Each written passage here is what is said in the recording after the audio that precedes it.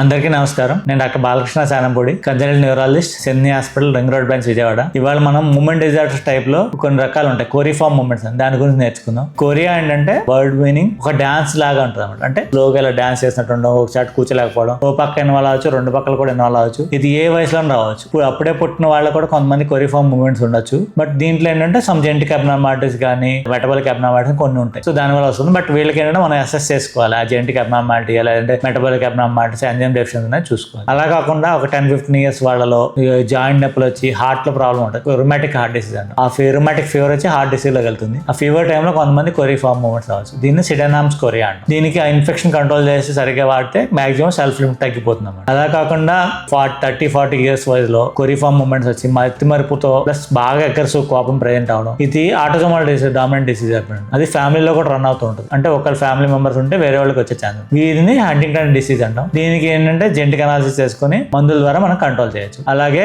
Old age లో sugars ఎక్కువ ఉన్నప్పుడు కూడా కోరిఫార్మ్ మూమెంట్స్ రావచ్చు. కొన్ని రకాల మందులు వాడడం వల్ల, వేరే అబ్నార్మల్ లేకుండా కొన్ని రకాల మందులు, లేదు ఆల్రెడీ బ్రెయిన్ లో ట్యూమర్స్ ఉండడం వల్ల కూడా కోరిఫార్మ్ మూమెంట్స్ రావచ్చు. సో ఏదైనా సరే మనం కరెక్ట్ గా అసెస్ చేసి సరిగ్గా మందులు ఇవ్వడం వల్ల ఈ మూమెంట్స్ మళ్ళీ రాకుండా మనం ప్రివెంట్ చేయొచ్చు. Thank you.